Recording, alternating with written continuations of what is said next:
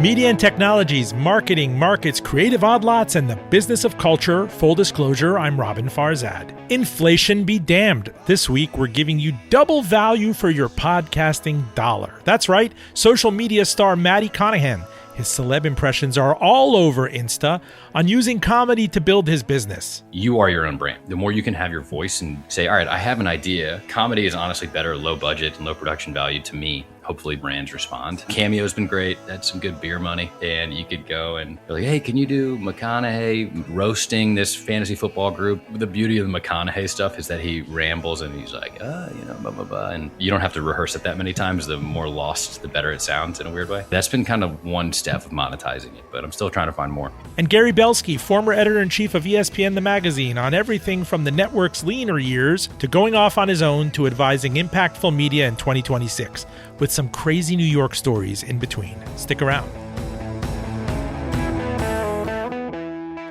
Watch Full Disclosure on YouTube and listen to us on NPR, Spotify, Apple, and all of the podcatchers.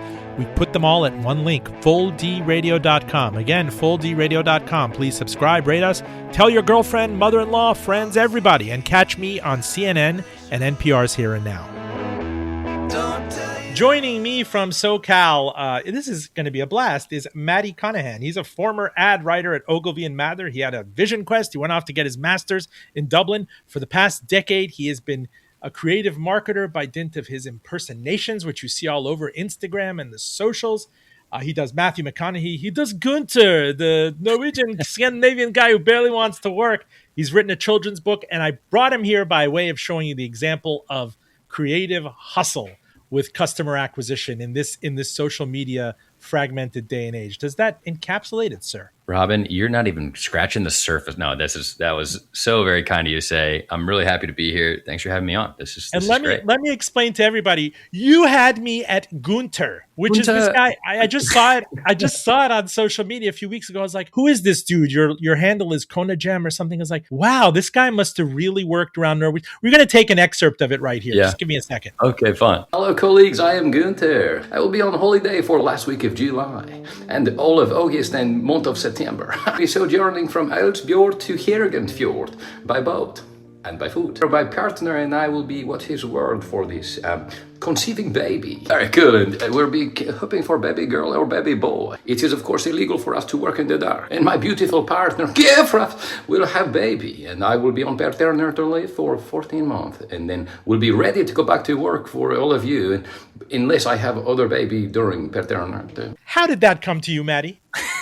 Well, Gunther, he's always trying to have a very good time, and he's hoping for baby boy or baby girl, depending if the soul cut is high enough in the sky. And I like to work for 4 or 5 months before I decide to, do vacation, go on holiday again, and have paternity leave and things like that. But so these are people you encountered along the way in Europe and in other places, because it's such a great commentary. I'm watching this person. I'm thinking, this is hilarious. This is that guy that's impossible to pin down, but God bless him. He's going to use his 140 months of paternity leave. He's going to go off and conceive with passion, and you can't pin him down. And we're miserable Americans working 90-hour weeks and eating slop at our desks. I missed your email. I was in the sauna for 4 hours 50, and I will respond next week or something like that. Yeah, I mean, Robin, I was out of pure jealousy. I'm like, oh man, they've got it made in the shade. It was purely out of jealousy. And I was like, man, I can easily make fun of this in a way that's kind of like making fun of ourselves. And just the accent is nowhere near like a Scandinavian accent. I think it's more Dutch than anything. But that's where all the comments are coming from. They're like, this is the worst Scandinavian accent. There's no Scandinavian named Gunther. And I'm like, I'm an idiot. So, just let me cope with, all the taxes and, out of office and requests we have to make. All right, boss man. I've met that guy before. Boss man, I'll see you in 15 months. But I will say that cool. Worked, and that from my cheap seats, and I know this is not a Ken Lyon or anything big in your industry, but it did bring us together, right? And I reached it did. So that genesis of that, before we unpack that, take me back to graduating from Notre Dame in 2015, and you had what was a dream job at Ogilvy and Mather. I mean, it's not the era of Mad Men and the peak of Madison Avenue by any means, but people die for these jobs. Can you tell us what that was like? It was interesting because I'd interned there the summer before, and I remember distinctly I had applied and didn't get it. And I was sitting on my roof of my college house with my buddies in my graduation gown. Had no idea what I was going to do. I was going to go like work at a pizza shop and try to figure something out. And, I was going to work at this other marketing firm in DC. And then I got a call. They were like, hey, we have an opening for an internship at Ogilvy again. And so I was like, you know what?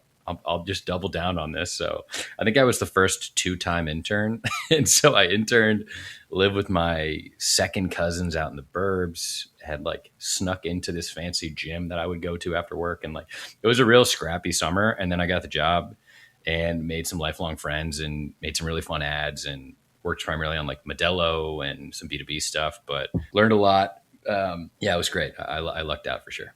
In my job after college, I quickly learned that I did not want to work at a desk and I did not want to be tethered. Yeah. It's kind of 9 to 5 and eat out of styrofoam. I'm assuming you had a similar revelation or something hit you that life is too funny and things are changing too quickly for me to just sit here and be homebound. I think it's funny because the social media stuff kind of works its way into this, because I was at Notre Dame and my buddies and I, we were the head writers for this sort of like on-campus SNL. And that's where I found the most joy. I was like, oh, this is fun. I don't really love marketing analytics, even though it's important, but I was just like, I like writing stuff. I like making this happen. I like taking a complicated idea and making it really simple, or like taking something very relatable and turning it into a comedy sketch. But yeah, it worked out where I had written a blog when I was traveling abroad. And I had I'd gotten an email of an executive at Ogilvy, and I was like sending him the blog. It was so in hindsight, I was like, I would never have thought to do that. I was so out of my depth.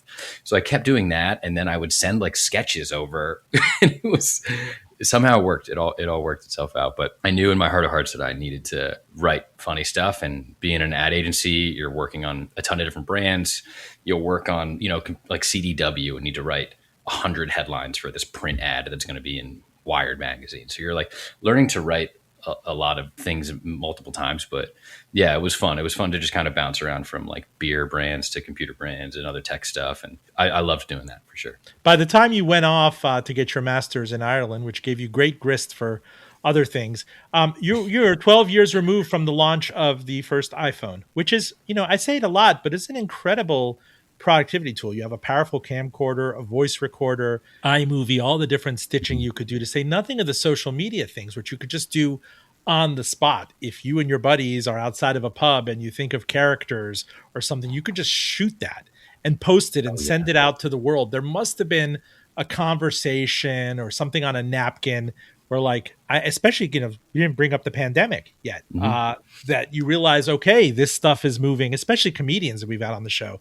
They realize that all this stuff is going through the laptop and the smartphone when we're at home. Yeah. It's funny because I was obsessed with the making iMovie videos, and I had this little handy cam USB camcorder that I had with me all the time. I actually didn't get a smartphone until 2016. I was working already. I was graduated and working, and my boss was like, you can't bring this Samsung flip phone. It's just not, you have to respond to emails at this point. So like I held out on getting a smartphone for as long as possible. I just loved being at a tailgate for a football game, and they're like, oh, can you take our picture? And then I had my little flip phone, and it was just fun. I had felt more free. And then I would film all of the things, because we would film a lot of YouTube videos in college, and I just had my little handy cam. So that was really fun. And I felt like it separated my life from filming, which now there's not much of a difference between the two. You kind of like can film at all times, and it's hard to separate the social media stuff from real life. But yeah, it was fun to just have this camera and film stuff. And like people were very aware that we were filming a sketch or we were doing something. So that was a good time. And yeah, magic would kind of happen in that way. I would ask my roommates to film sketches, and they'd be like, oh yeah, I guess so. And then 45 minutes in, they're like, oh, what if we go over here? What if we do this? And that was great. But then when I got to Ireland, this was 2019, my brother and I were living together, and he had started a company. I was running the marketing for a nonprofit tech company. Then COVID hit, and he went back to the US. I stayed in Ireland, and I was living alone during level 5 lockdown, losing my mind. I was like fully solo. I couldn't even go outside to run. They would stop like you. Bo Burnham like? Yeah, no, it was to a different extent. I mean, I would go back to the US like right when COVID hit. I went back to the US and it was definitely locked down. But back in Ireland, if you went more than 5 kilometers away from your house, they would ask for your housing card. What's a kilometer? I don't know what that is. It's one of these crazy. I can't figure it out. I think it's a unit of measure or mass. I'll figure it out. We'll fix it in post. Don't bring the metric system in here. Come on. No, get that out of here. But yeah, I know I'm droning on here, but I just decided like, okay, I'd done enough sketch on stage and in the past, and I might as well film alone in this room. And then something caught on where I would do this character when I lived in Dublin, where I was an Irish person trying to do an American accent. And all of the comments, I'd be like, oh, I have a maths exam, throw it in the bin. You know, in New Orleans is where I'm from. And they were like, actually, we don't say McDonald's, we say McDonald's, or we don't say in hospital, we say in the hospital. And all these comments would be so helpful. And I would be like, wow, I can't wait to go to America one day. Thanks for the advice. And so other people that knew me knew that it was all just kind of a big ruse. But that's sort of the first stuff that took off. So what was the big break? What was the skit or the personality or the countenance that gave you escape velocity? Yeah, I would say doing the McConaughey impression was big. I think people love that relatability. They love words like if you do McConaughey as Gandalf, they're like, all right, the eagles are going to fly, caw, and then they're going to land smoothly and drop that ring into Mordor. But it's like people sort of like this character they know in a unique setting. So that was very repeatable. So yeah, I would say the McConaughey stuff, the Peaky Blinders impressions would go viral pretty quickly. And then I would do a lot of just more like relatable sketches, like going to the doctor or looking for an apartment and just like how ridiculous things are. And that people sort of like that relatable function in like a 30-second snippet. But yeah, those were fun. Full disclosure, I'm Robin Farzad. We're joined by Mattie Conaghan. He's in SoCal. He is a former ad man at Ogilvy and Mather, a junior runt by his own admission. And he went on this vision quest to Ireland during the pandemic and found his voice. And he's now a social media juggernaut. You are a behemoth. I've only recently learned to pronounce that correctly. I would have missed it on the SAT, by the way, but give us a sense. I know you're not flexing of your follower count. I'm flexing. Let's see what we got. I got about 500,000 followers, I'd say, across Instagram and TikTok, which has been fun. I think to hit that number, I'm going to keep growing it. But I think at the end of the day, it's just like if I can make something funny and I have an idea and I can put it out there, that's the dream, man. That's what's really fun. Now, let me tell you that this is not haterade or anything, but there's got to be some privilege here. You are a darn good looking man. And I told you I'm married, everything, but I was like, are these eyes AI? Is this voice real? Is he AI and everything? Like you're kind of that with that look, you have to be born a little bit on second base. Like, can you imagine seeing this guy at a wedding or at a sorority party or something? He's gorgeous. He probably played lacrosse for all I know, for you or an SAE or something. And you have all these impersonations. And that's just incredible that you get to put that on social and all these people come to you. Give us a sense for some of the commercial overtures that have been made to you, whether brands or, TV crossover, film crossover, McConaughey himself. Yeah. Oh, man. And I'm sorry if I made you blush. There is some jealousy, man, because I do have a face for radio. It looks good, man. Robin, you're a handsome cat. I would say Iran, maybe. No, go ahead. You're right. And everywhere, man, everywhere. I'm a lucky guy for sure. I'm the middle of 5 kids, so they, all my siblings keep me very humble, and we joke around and make fun of each other a lot. And the voice is, my name is Matthew Conaghan, and if I have a voice that can already semi sound like Matthew McConaughey, and we're both Commanders fans. I was just switching up one octave or two. But yeah, man, I'd say the brand stuff, it's been fun. I get a couple here and there, and that's helpful. I just got married 2 months ago, and that was helpful for honeymoon Man's stuff. off the market. I'm off the market. I can't imagine people sliding into your DMs. I mean, his eyes, this humor. I'd say it's mainly moms trying to set me up with their daughters. I can imagine. Yeah, bro. They're like, he seems like a sweet boy. But I'm kind of a bad boy. I wear a leather jacket, ride a Harley. I don't do any of that. Were you a lacrosse player? I did a little bit in high school. I grew up in Maryland, so you're like legally you're contractually obligated to play, and I loved it. It was so fun. But I remember my coach. I played defense up until sophomore year of high school, and I had a great time. And he was like, "If you're not 6'2" or above by junior year, you should just switch positions or quit. And so I switched to rugby, and I played rugby, and we were kind of the runts of the class, and it was so fun just being with the rugby guys in high school. And then I boxed in college. So yeah, got a couple concussions from both of those, and now I'm blissfully unaware, and it's great. Well, you're a pugilist? Really? That's an Irish. I'm a pugilist. A pugilist. I fight in Irish. I fight in Irish, you know. Will you tell us about the cameo side of your life? I mean, I imagine yourself at 2015 or even in high school saying, this will be my reality. This is the storefront that I put up, the shingle that I hang by 2026. You got to be out there. Even if you're a journalist who leaves a place like CNN or others, they're on Substack, they're on YouTube, they populate their Insta and TikTok things. There's the whole LinkedIn side of your life. You're still available for copywriting. You're probably available. I don't know. Do you do weddings? Do you do bat mitzvahs? Tell us about the commercial side of Mattie and how much of it is inbound, how much of it is outbound. I would say a vast majority is inbound. It's funny because working in advertising, you're kind of like a young bottom of the totem pole pipsqueak going like, I have an idea for, a hot tub, jetpack, whatever like dumb idea you have is. And everyone's like, that's stupid. Get out of here. Or if you have a great idea, it's just hard to sell it. And it's hard to be like, you're like, I think I'm funny. I think I have some good ideas here. But with the social media stuff, right away. And there's no $500,000 production. So what was beautiful about all this was like, for years and years, I'd be putting scripts on a tacking them up to a cardboard thing, and somebody would read it and just take it off the board. And like, you'd go into these creative briefings and you'd write commercials, and they'd go into focus groups, and then they're gone. What's been awesome about this is that you are your own brand. And I'm finding more and more that the more you can have your voice and build your own things and say, all right, I have an idea. Comedy is honestly better low budget and low production value to me. If I see a high production comedy, I'm like, okay, this is a lot of money for a joke. That's okay. So it's fun to just have your own phone, your own camera, put what you think is funny out there, and then hopefully people or brands respond. And that's been awesome. I mean, Cameo's been great. That's some good beer money. And you could go and they're like, hey, can you do McConaughey roasting this fantasy football group? Can you like do this Craigslist roommate character I do, help officiate a wedding?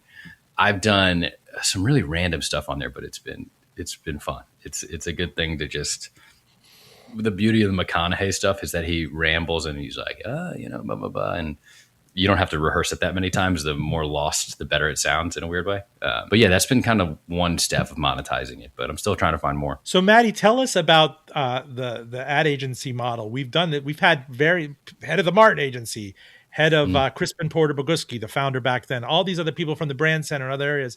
There used to be a glorious model. You talk about your Ogilvy and Mather days with the agency of record where you would come in and great Fortune 500 clients. We know that's been smashed to bits over the last decade and a half. Print budgets have been eviscerated. TV is declining. There just isn't as much money anymore. And the CMO position has been so jeopardized because it's such a brutal thing to show somebody that return on investment, the dreaded ROI thing that ad agency execs, come back with.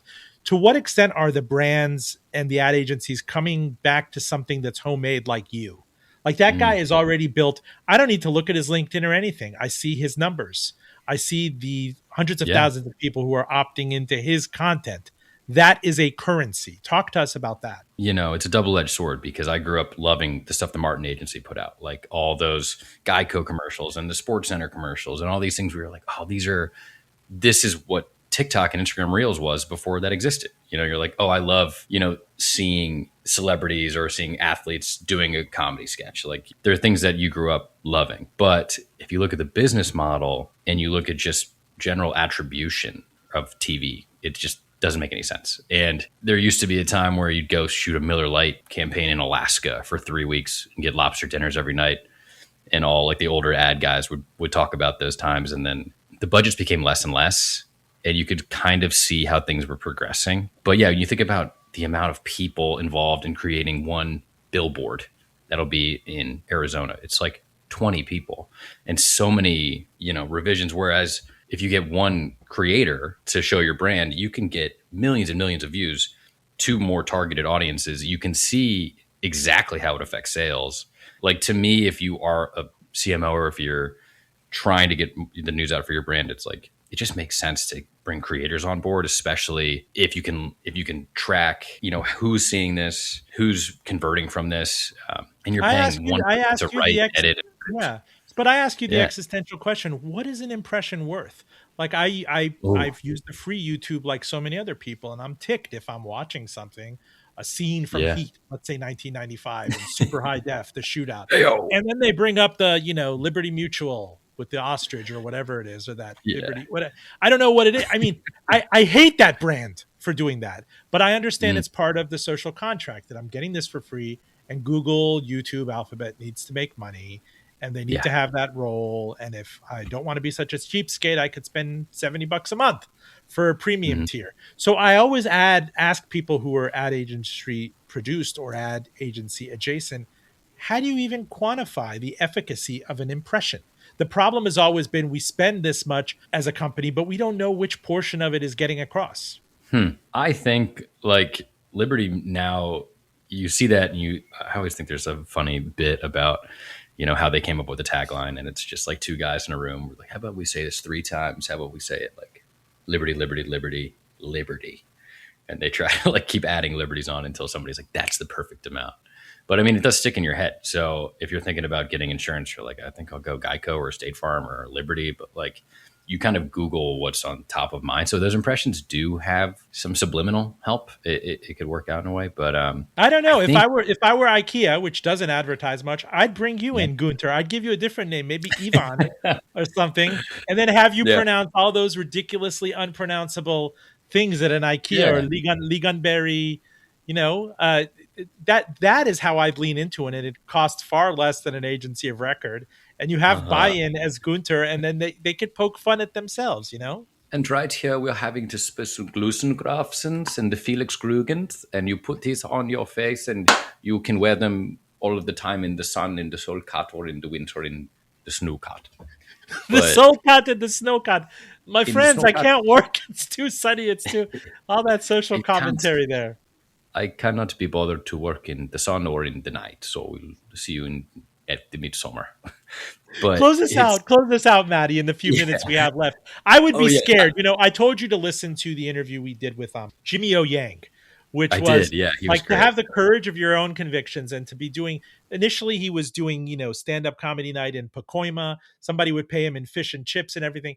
At some point, you're doing this without a safety net. You're a trapeze artist. Yeah. You're out there on your own. I can't imagine what the family says. Like, oh, Mattie, bless your soul, but you're going to be bussing tables forever. I don't know what they say, frankly. But how did you come up with the courage to do this, to move and to say, I'm going to make a go of this as a permalancer, as a permanent creative, as a, to hell with job stability and 401k? It's interesting, man, because up until like 2 months ago, I always had something to fall back on. Like I've been able to build enough of an audience and get enough of a rapport where it's been okay. But what I've learned in life, which sounds so sad, but it's like you should never just focus on one thing. Like you'll be sad if you do.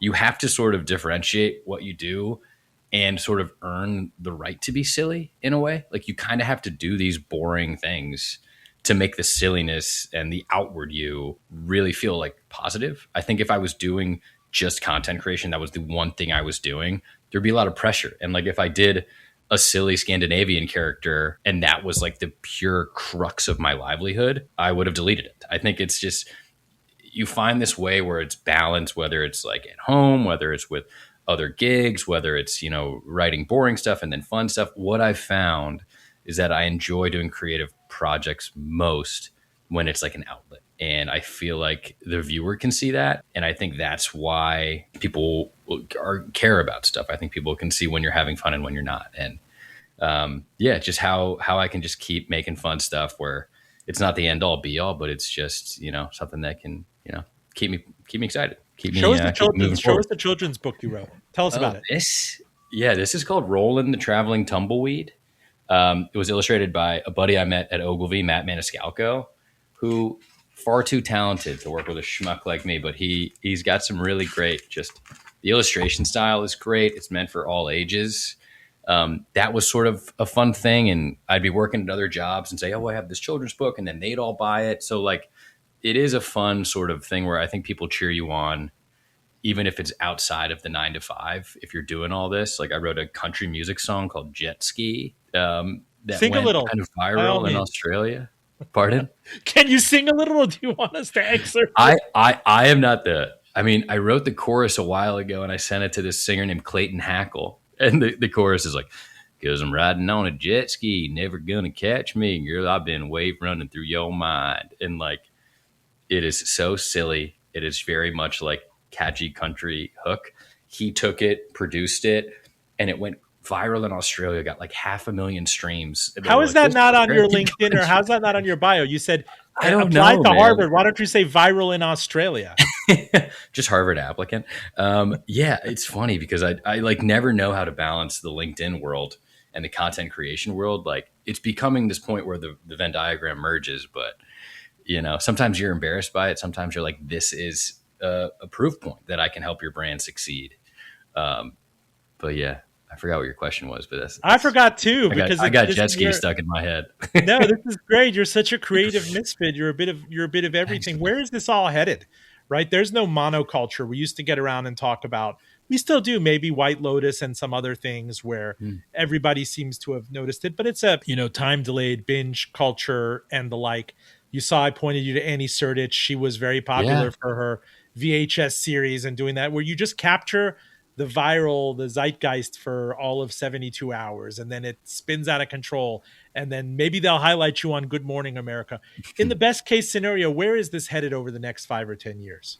This is a good question. I think what I have noticed is that if the goal is to gain followers, the number becomes arbitrary. If the goal is to go viral, virality lasts 48 hours.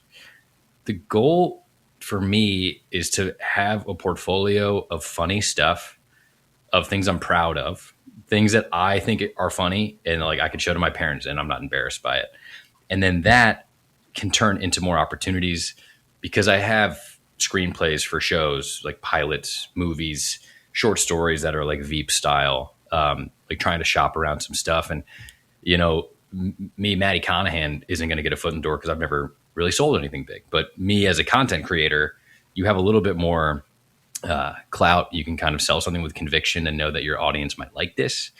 And yeah, I see it as a way to, one, an outlet for funny stuff, and two, making funnier stuff and bigger stuff at scale, however that's possible. It changes every week, but that's the goal. And I think like knowing how to capture an audience's attention and have them like it is, I think that's something we can. And I'm thinking invariably the way my mind works of Stephen A. Smith of ESPN crossovering to General Hospital and doing that game. Yeah. Why aren't you in soap operas, sir? Maybe, man. I'm down. I don't really act very much. I'm more of a writer, but now I guess I'm thrust into acting, so I'm always down to do fun stuff. I one time was on Chicago Med. You were on Chicago Med. So do you have SAG-AFTRA card? Are you able to act? I literally had 2 weeks before I moved to Ireland, and I emailed somebody, and they were like, "Do you want to be like a non-speaking role on Chicago Med?" And I rolled basically like a human head around in a cart. It was. Oh, that's a whole other story. I'll tell you another time. But it was like a bizarre shoot that I almost botched everything. I had a broken leg that I had to pretend I didn't know. It was, it's a whole story. Mattie Conaghan. He is a creative juggernaut. A little bit of everything. I would say you're like a creative renegade of funk. You should come and talk at the Brand Center. That's where our show started, where they say creative problem solvers. But give us your handles and the specifics. I would say watch Mattie. He's going places. You're going to know the name, whatever the social media sphere morphs into. From my cheap seats, I know I'm not Hot Ones or whatever your people consume on the TikToks or anything. But young man is going places. Give us some of your handles. Well, to the fine folks at NPR, you can find me at conajam.com or just on Instagram at Conajam, CONAJAM. And there's a lot of fun stuff.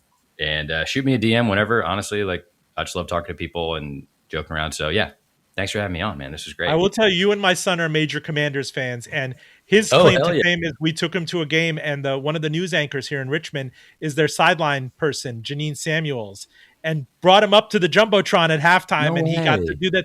And so one of our goals is to get Magic Johnson on Full Disclosure Live as part owner of the Commanders. I've tried Josh Harris already. He said no, but when that does happen, you will join us and be in the VIP section. I love it. If Jaden Daniels is listening, I believe in you. You're our future. Say that to his mom. His mom transfers and all Sunny messages. Styles. Yeah, perfect. Yeah.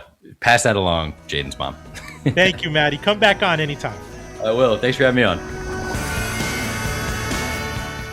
Watch Full Disclosure on YouTube and listen to us on NPR, Spotify, Apple, and all of the podcatchers. We put them all at one link, fulldradio.com. Again, fulldradio.com. Please subscribe, rate us, tell your girlfriend, mother-in-law, friends, everybody, and catch me on CNN and NPR's Here and Now. Joining me from Manhattan, what a blast. He's one of my 21st century people. I met him at the turn of the century when I moved to New York. He's Gary Belsky. He is president and co-founder of Ellen Road Partners. It's a media consultancy in Manhattan. He was formerly editor-in-chief of ESPN, the magazine, best-selling author of 8 books, including his latest, Solo Golf, The Zen of Playing Alone, and How It Can Transform Your Game. In a past life, he was at Money Magazine, Cranes. His St. Louis Cardinals are not quite cellar dwellers, but they're now at 500, and they might be selling to my Dodgers at the trade deadline. Did that encompass your career largely? Yeah, you forgot the St. Louis Business Journal, which was my first job after dropping out from law school. And I actually have a piece coming out next week in ESPN, just a freelance piece, a story I've been working on for about 7 months that I can't really talk about, but I actually mention my history as a cub reporter at the St. Louis Business Journal. By the way, Solo Golf is my 9th book. Wow. And it's an honor to be on the air with the noted golf podcaster, Robin Farzad. In the interest of full you're disclosure, like a golf maniac, right? Like you. In just the interest cannot... of full disclosure, I cannot stand golf. My son loves it. I've tried my whole life. It's just right up there with lacrosse. Like I don't like lax bros and golf and all that other stuff. But you do you, and we'll try to get those defining lessons and everything. The beautiful thing about Gary Belsky is he's a polyglot, polymath. I mean, you and I can volley the serve on index investing. You kind of held my hand through that. You introduced me to the likes of Jason Zweig. You've written books on personal finance. You're notorious and wonderful, and a lot of your service journalism is dissuading people from going to law school, if I remember correctly. So we could take this in 50 different directions, but I am going to start with Bristol, Connecticut and ESPN because it's so in the news this week. People shouldn't forget that there was an illustrious magazine until about 2012, ESPN the magazine? I think ESPN the magazine actually stopped publishing a physical version in 2018 or 19. So around 2011, 2012 was the peak of ESPN's cash, generating machine. 100 million households. They'd garnish something like $10 per household if you wanted it or didn't want it. ESPN Deportes, ESPNU. It was a license to print and steal money, and there was a lot of largesse and a lot of talent. And I always tell a story that when I got to ESPN in 1998. In those first couple of years, there was a question as to whether or not the president of ESPN at the time, whose name was George Bodenheimer, who's legendary because he was the fellow who really negotiated those tremendous year-over-year cable fee increases that really propelled ESPN to greatness. There was a discussion at ESPN about whether or not George would get the big job.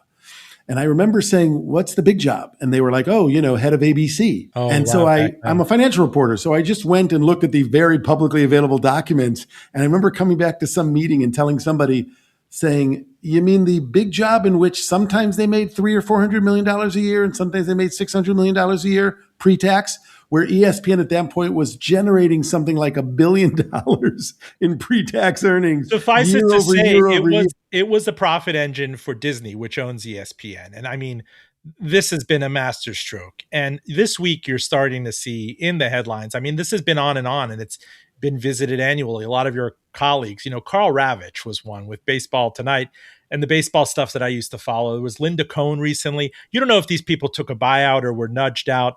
There was a gentleman who did NFL stuff who found out on air. But this is a very pronounced unwinding where the likes of Stephen A. Smith, who you know, and Pat McAfee, who came out of nowhere, who was like a YouTube phenom, like a field goal kicker, and they licensed his show, right? He's a punter, right? And then he's getting the big bucks. And it's interesting to see because live sports still remains a profit center for broadcast. And ESPN remains a profit center. I want to, sorry for interrupting you, but this is a particular bugaboo of mine. Right now, all I do relative to ESPN is every couple of years, they they are very kind to commission to buy a story pitch. So I'm working, I No, don't but have we promised to make each other a little uncomfortable, and I don't said have, I was going to come in I'm and do gonna that. I'm gonna answer your question. I'm gonna tell you something, which is Right. I don't have the insights into ESPN that I had when I was on the content cabinet or on the editorial board or running Sure. the magazine or Insider, but I have a pretty good sense. And these stories or this concern or hand wringing about ESPN that happens every time they do layoffs, I would be very interested to see what ESPN's employment is right now versus what it was 5 years ago or 10 years ago or 3 years ago. ESPN had a very funny way of having layoffs all the time since I was there in 1998. And yet, if you look at the graph of how ESPN was growing, they kept growing and growing and growing in employees because the layoffs were a little bit, people are very invested in the brand. So they use the layoffs often as a way to kind of, I don't want to say clean house because all of those people are very talented and they work hard, et cetera. But ESPN had a hard time letting people go or losing people because they were in a campus in the middle of Connecticut. They still are. And so often they would not necessarily have had the normal exodus of people going to other jobs. And so people would sort of stay at ESPN long past times they should have. And so the company would periodically have to have these layoffs where they would culling, as it was called. Again, not because these people were unnecessary, but because that's the normal. Grant this, that huge profit flywheel is busted, right? You have now 54 it's not million busted. households. It's just not spinning as fast. It's about I think it's about 55 million, right? Something like that. 55 million, but they are still generating hundreds of millions of dollars in pre-tax operating income. True or false? The ESPN, the NFL is in the catbird seat. ESPN bought the NFL network, and those rights renewals are ever costlier. And if you compare the likes of an Apple or a Netflix or these companies with massive market valuations who are able to afford this stuff, or Amazon even coming in, it's kind of like a sprig of parsley on a plate for them. That's where it's problematic, where I would say that the cable industrial complex was prime in 2011 as recently as 2012. And all of us have since cut cords, and all of us have moved our attention Not elsewhere. all of us, by the way. I still get ESPN. Do you? I do. Still, yeah. Okay. So the two people. Yeah, but I'm mad at discussion. Comcast. Like, do I like paying Comcast? I'm lazy. I mean, I'd like to do away with that, and they're very good at making sure that it's difficult. Like, some NFL games on Peacock, some NFL games on this, on that. The last thing tethering me to this vestigial means of distribution is live sports. Look, I just want to say that I was in conversations at ESPN 20 years ago where people were talking about, did they pay too much for this round of rights? And somebody said at the time, and I think it's still true, we have yet to see the rights deal that by the end of it didn't look like a bargain, right? Like the sports rights deal. That's still sort of the case. If I could own ESPN right now, if I could own 20% of ESPN right now, which by the way, the Hearst Corporation does. They still own it. Wow. And has for 44 years, 20%. If I could have that deal right now, I would take it and not sell it back to Disney, which, by the way, the Hearst Corporation is not doing. So there's something about ESPN that makes people write its obituary regularly, even though it is still wildly profitable, not as wildly profitable as it was 5 years, 10 years, or 20 years ago in terms of percentage increases. But that brand still makes a lot of money, and the ratings are pretty strong. It is not, I would be careful before I thought ESPN was, about to fall off a cliff, especially since, as you know, there's a lot of pushback now because it's very hard sometimes to find the sports programming you want to see because it could be on Amazon or on Hulu or on Peacock or on God knows where, MGM Plus, who knows? And I still think that having a central location or two or three for live sports makes a lot of difference. And then live sports leads to commercials and shoulder programming like Stephen A. and like Pat McAfee. And that shoulder programming is even with the salaries you pay Stephen A. and that you play McAfee, even with those salaries. And by the way, McAfee's not getting all of that. He actually has to pay a lot of people himself. But even with those salaries, the shoulder programming, the shows before or after or between live events are so cheap to produce that they are money makers too. ESPN's a very good business still. and with a lot of very talented people. Will you tell me about Ellen Road Partners and the kinds of engagements you get, the people who reach out? Is it legacy firms? Is it new companies? I mean, if somebody was coming out of Great question. The law school industrial complex back in your day, how would you start today in this kind of post-apocalyptic scene? Back in the day, Gary, you were at Money Magazine. I was at Smart Money Magazine. It was a magazine of the Wall Street Journal. You've always been a little bit brighter than me. Oh, it's all right. People would you won all the prizes and you're a multiple-time bestseller, but I digress. People would actually go to the Borders in the Citicorp building. I remember this above the Houstons, and look at magazines at year end and write down mutual fund recommendations. I mean, it's pretty unbelievable that Money Magazine under Frank Lally, it was a profit center in the grocery aisle. All that stuff is dissipated. That's gone. Smart Money's gone. Nobody talks about Time, Newsweek, U.S. News and World Report. And in fact, a lot of these newspapers have gone under. The New York Times might be the one rare company making money, maybe from a B2B perspective, the Wall Street Journal. There's just so much out there, and it's largely not curated, and free is free. And I can't imagine something more vexing than charging for journalism in the year 2026. That's so funny because Insider is still a business for ESPN. I remember in 2000 when we took over running Insider for ESPN 20 years ago, that was part of my portfolio. People were like, you can't charge people for content on the web. And Insider had been charging forever and still does. So it's like, I don't know if they still do, but I believe they do. But I'm not nearly as apocalyptic about the media industry or about the content industry as everybody else is. I think there are, in many ways, more jobs and more ability to make money with journalism, with content, with media than ever before. I do think it's much more fragmented now, and that you have to be sort of smarter and more thoughtful about how you approach it. Every year I'm asked by a woman who's actually the president of the National Magazine Association. Her name is Allison Overholt. And she teaches a class at Columbia in their master's program. And she asked me to come every year to give a sort of a one session lesson, to be a guest speaker towards the end of the semester, because she knows how positive I am about the media industry. I think there's lots of opportunity still, and I'm not nearly as sort of gloomy about it as everybody else is. I just think those opportunities. We have a client at Ellen Road Partners. You asked me first about Ellen Road Partners. So we call ourselves a storytelling studio, which is basically a way to describe a very poorly run firm such as ours, because poorly run because we do too many different things for too many different people. Our work is, I think, very high quality, but we do too many different kinds of work because we are just novelty seeking as business people and as human beings. So we work for Fortune 500 companies and small tech startups. We work for large national nonprofits and small regional nonprofits. We work for, honestly, billionaires fairly often, because we are often asked to sort of do a particular kind of strange or odd communications project that costs a lot, but is sort of interesting. So we have a lot of different clients. One of our clients is a company called Trellis. It used to be called GreenBiz. They are players in the sustainability space. They run conferences for people who are in the sustainability world, which is still a very vibrant world despite the Trump administration, going after it.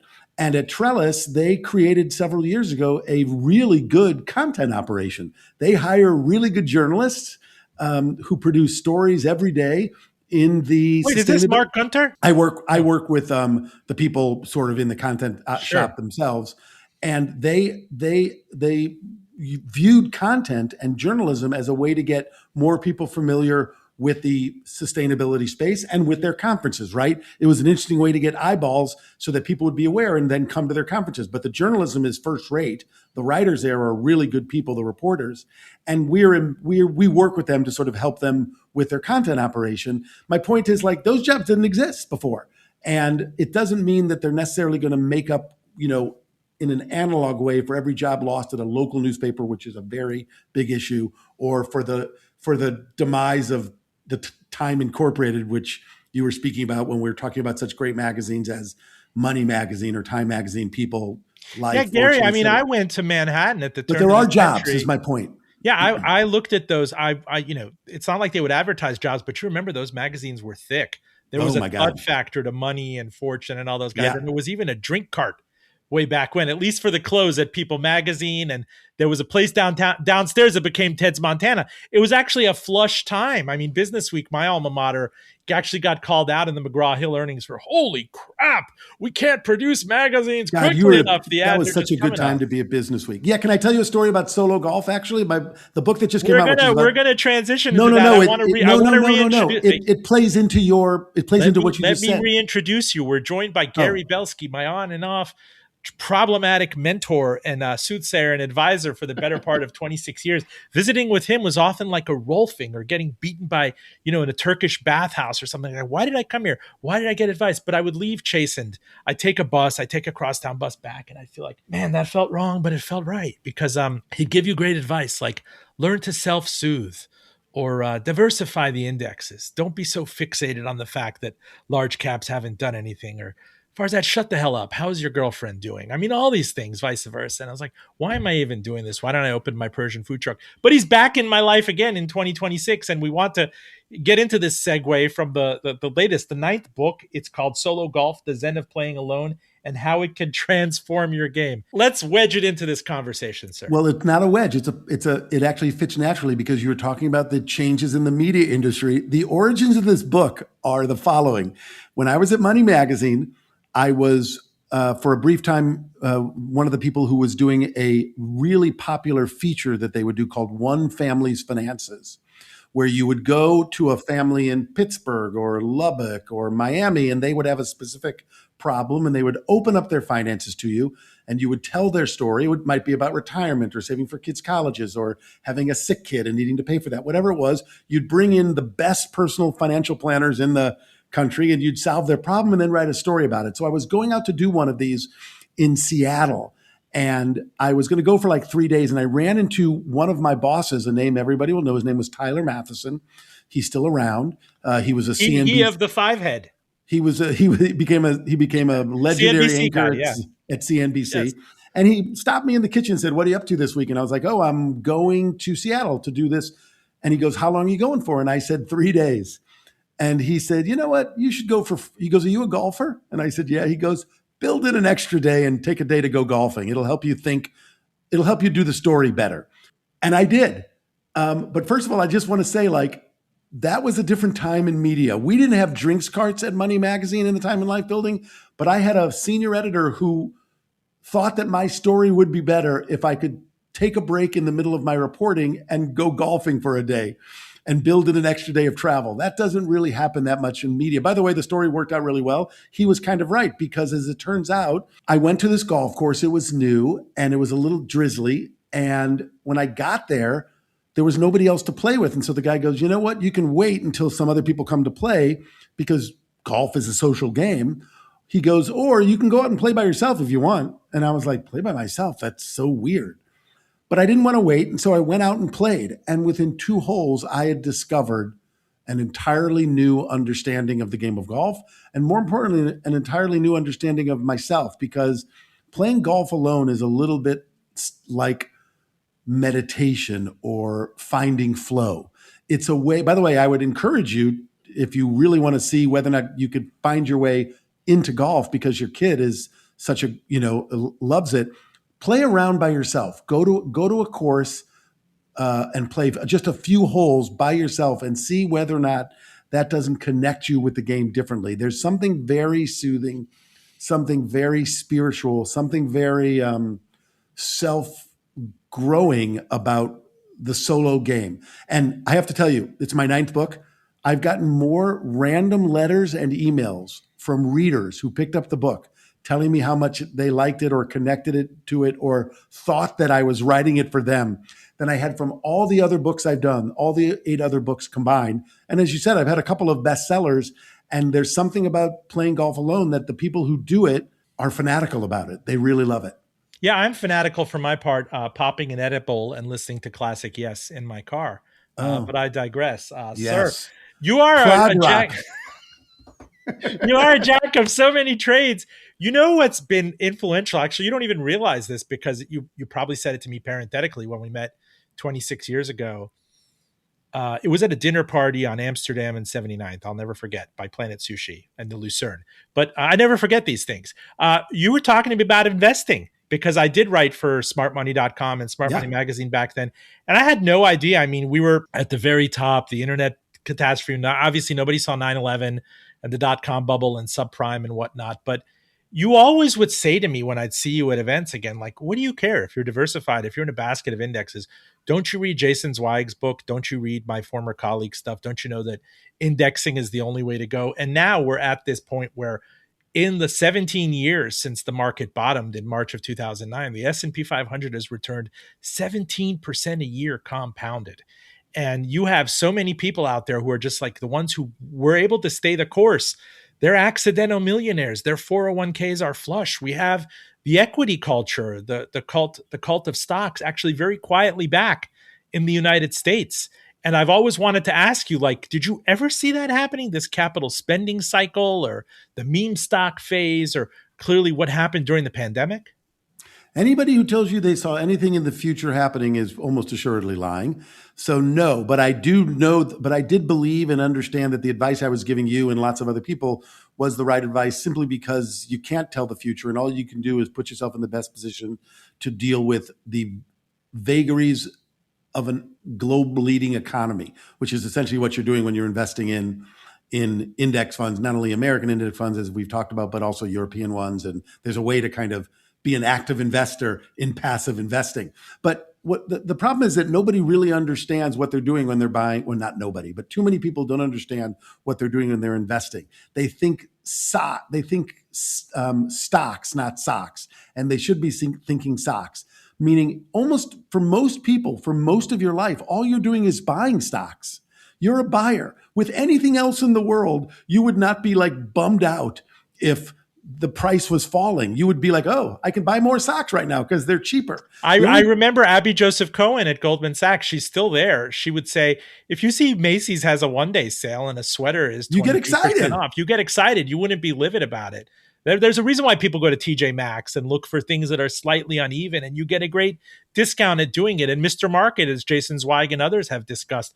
But we have this odd experience with the stock market. I have not been accosted about the stock market since Y2K. I mean, it's amazing that it's gone up this much, and nobody talks to me much about it. They do. It's not that amazing. The U.S. economy and the global economy has expanded tremendously over this time. Like stocks in the end, over the long run, not at any given moment, they are reflections of stock prices are reflections of what's going on in the underlying economy. Right in what did Warren Buffett famously say? In the short term, it's a voting machine. In the long term, it's a weighing machine. And what I always tell people is you shouldn't care about falling stock prices unless you need the money within the next 5 years, meaning, for example, to pay for your kid's college education. The number of people I hear who will tell me that they have like a savings for their kid, a 529 account. And I'll be like, oh, when's your first? And it's all in stocks. And I'll be like, oh, when's freshman year? And they'll tell me 2 years from now. And I'll be like, that money should not be all in stocks. Because if the stock market falls apart, you'll be in trouble. But aside from if you need the money within 5 years, or you're in retirement and you're drawing the money as we speak, everybody else should be like, okay, if the stock market falls, what do I care? I'm a net investor, so I'm just going to be buying at cheaper prices. But it's very, very hard for people to understand that concept and a few other basic concepts that are really all you need to know to do well from a personal finance point of view. There's about 6 rules. Jason Zweig, who you've mentioned several times, who's one of my heroes, I sat next to him. I had the privilege of sitting next to him for many years at Money Magazine. He's been writing for the Wall Street Journal for 25 years, and he will be the first to tell you he's basically writing 6 stories over and over and over again with a lot of talent. Because the problem is the human brain isn't built to understand personal finance. About 10% of people can sort of understand it naturally. The other 90%, we have these brains that are built for the savannah, and you have to bash it into people's heads, these very basic lessons. And I only got smart about personal finance. Remember, I was a business reporter. I didn't know anything about personal finance, but I got a job. Frank Lally, who you mentioned, for some reason saw something in me and hired me to work at Money Magazine. And I got paid to learn personal finance for 8 years. And I think back at that, and it's actually one of it those. was a difference maker. It's one of those things you told me when I was bummed about the state of magazine jobs and whatnot in 01 and 02. You're like, shut up for a minute. You're getting paid. You're not going to get laid off. If the magazine goes under, you'll freelance elsewhere. You're getting paid to learn. And I remembered that so many times where I went and did things and people would give me these little parenthetical asides. I'm like, write that down, kid. You know, your mind is not, you know, again, the timeless Gary Belsky advice, learn to self-soothe.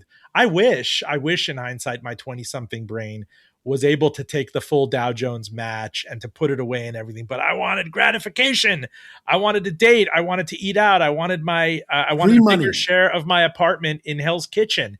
And now the 50-year-old self is talking to that guy. It's like, what were you thinking, man? But, you know, I can't. That's a logical fallacy. You're talking to a whole different mind, a whole different being, a whole different. You talk about the savannah, but it's also an age thing. Yeah, not for nothing, by the way. You know, Tom Gilovich and I, we've been writing on and off together about behavioral economics since 1997, I think, or 1998, when our book came out, or when we started working on the book. And he's one of the leading lights over the past 40 years in behavioral economics. I'm just somebody who's good at writing about it and got to work with him. But we always sort of tell people that, like, you can't try to be this perfect machine when it comes to this. So I always tell people, like, passive index investing is the way to go. But some people need to play the stock market. So that's okay. Take 10% of your money and buy individual stocks. That's okay. Just make sure that the majority of it is passive investing. And likewise, it's okay that you spent money.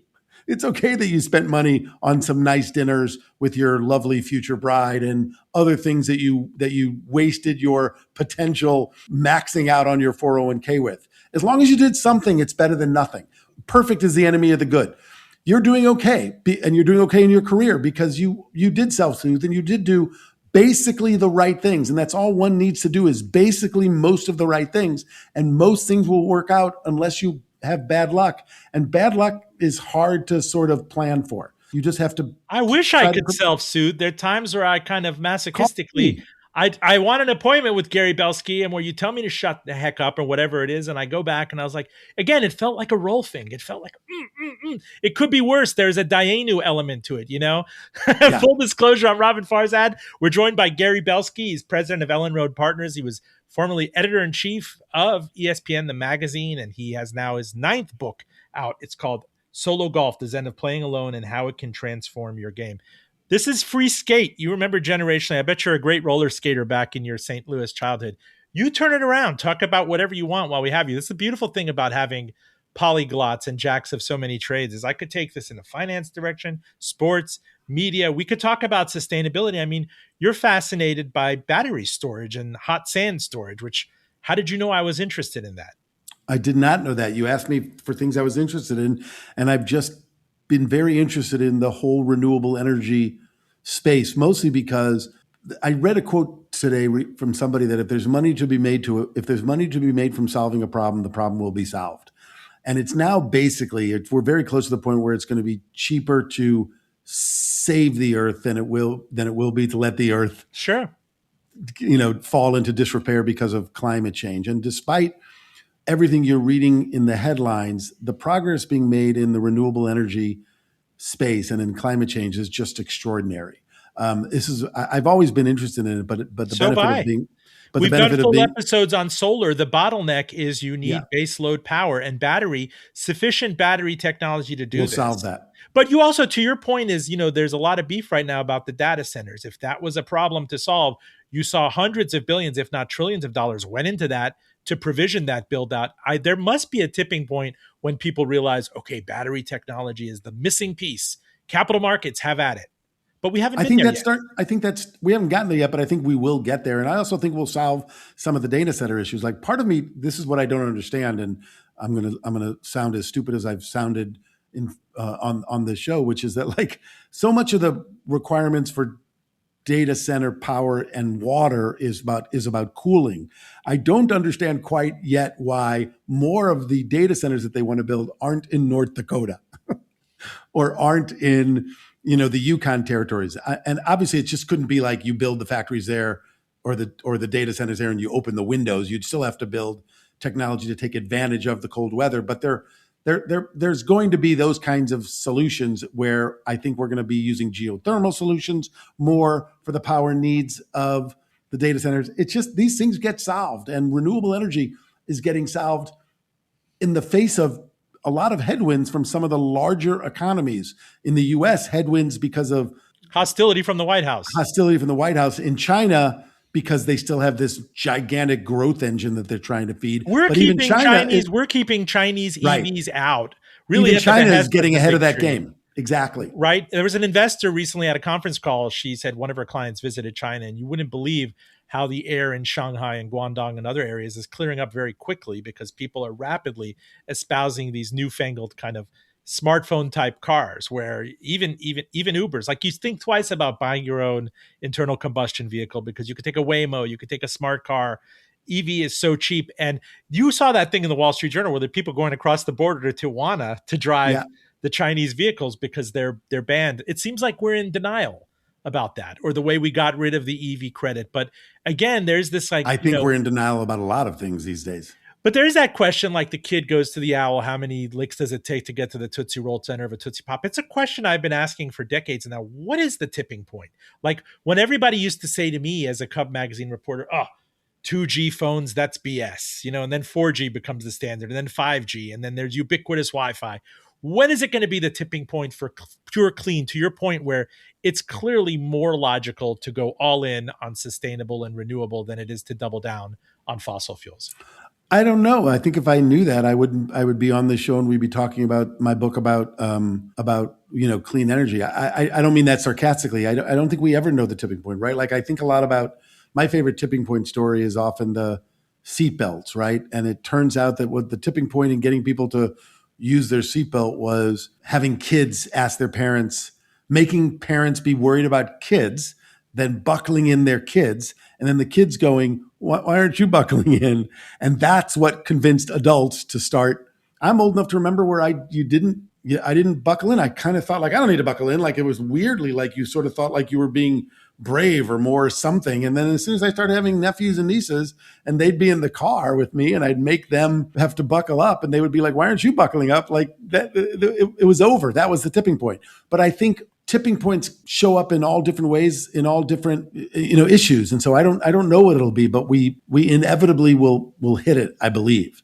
But again, it's going to take some, it'll just be some stroke of luck or something we didn't anticipate all of a sudden changing the conversation. I mean, that, by the way, is what if you ask me what I think about a lot, I think mostly these days about and I think this is a function of getting older, about the role of chance and fortune and luck in people's lives, right? Like I have this parlor game I play. I'm not going to play it now. I don't think I have to play it with you, but it's a parlor game I play where if I can ask somebody 7 or 8 questions about their views of chance and luck and fortune in their lives, just ask them, talk about that. And I have questions that I ask. If I can ask them that, I can then tell them who they voted for in the past election. Your ears are burning because I want to close out this interview with your legendary story of the mysterious motorcyclist who saved you. Was it on 106th between Broadway and Amsterdam? 110th. I can't believe you remember that story.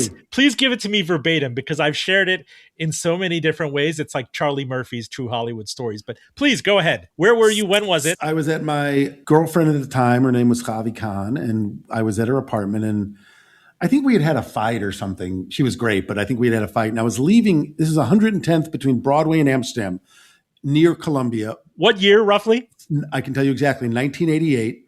It wasn't quite it always was pretty safe, but late at night, it could be a little bit sketchy. I was wearing a suit, which I normally didn't wear as a journalist at Crane's New York Business, but I was wearing a suit. I was in a little bit of a bad mood. I was walking down the sidewalk, going west from Amsterdam to Broadway. And all of a sudden, a guy sort of jumped out from a car about 6 or 7 feet in front of me with a really big Bowie knife. And I jumped back even more, which I shouldn't have done. Normally you just sort of go like, you put your hands up and you give him your wallet and your money. But I sort of jumped back and he immediately goes, you shouldn't do that. You don't try to get away from me. Like it was immediately antagonistic.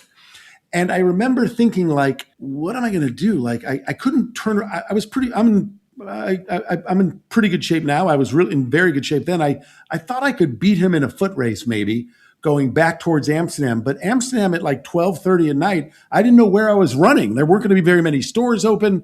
And so then I thought, like, well, if I get between the car and go out into 110th Street, which is an east-west street, maybe I can like do an end around. So I went between two cars, and he went between the same car I was going between and the car ahead of him.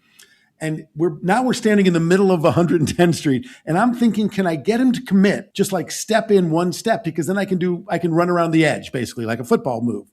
But he had clearly played football because he wouldn't commit to that step in.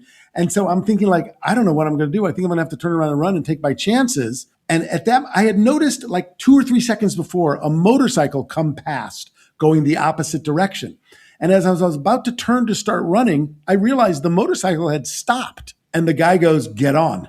And I just climbed onto this motorcycle, and he zipped away. And the guy is yelling at me who was going to mug me because he thought he had a pretty good chance of mugging a guy in a suit. And Gary Belsky, this is your life. We found your motorcycle savior, and he's joining us now. No, just kidding. I'm just kidding. I always wished I would have taken out an ad. Don't you ever wonder? My mind thinks about that. Like Gary Belsky could have been ended. By the way, about 6 blocks later, my heart's beating. All of a sudden, I'm thinking, wow, I don't even know who this guy is. He was wearing one of those big helmets with a visor. I was like, this could be the greatest setup in the world. Like the guy basically mugs you, and then another guy picks you up and takes you someplace where it's absolutely safe. And right about that time where I was thinking, who's this guy I'm driving with on a motorcycle, stops the motorcycle like on Columbus and about 100th Street. And he goes, you all right? And I said, yeah. He goes, you sure? And I said, yeah. He goes, okay. Meaning you can get off my motorcycle now. And so I get off the motorcycle, and I'm like, what just happened? Speaking of luck. I think of you whenever I hear that song, Across 110th Street. Anyway, I digress. It's a joy finally having you on, Gary. You are a friend of this show. Come back on, co-host with me. The book, again, is Solo Golf, The Zen of Playing Alone and How It Can Transform Your Game. I understand. Where were you, at the Barnes & Noble on the Upper West Side? I was at the Barnes & Noble on the Upper West Side. I was in Loopers in St. Charles. I was at a lot of places, St. Charles, Main Street Books in St. Charles. I've been doing a lot of press and media. Nothing that matches this conversation, because you are Robin Farzad, and this is Full Disclosure, and it's kind of the pinnacle. This is the apotheosis of your career, Gary Belsky. It's the pinnacle. Turnabout is fair play. Come back on, please. I will. Thank you. Full disclosure, special thanks to Ian Stewart. If you are listening to us on the radio, note that while we cut for broadcast length, the entirety of every interview is on podcast. We are on the NPR network, Spotify, Apple. Watch us on YouTube. You could find them all at one link, fulldradio.com. Again, fulldradio.com. And please do recommend us to a friend. A shout out to our home station, WVTF Radio IQ, Virginia's NPR news source. DM me to carry us on your air, and catch me every week on both CNN and NPR's Here and Now. I'm Robin Farzad. Thank you for listening. Back with you next week.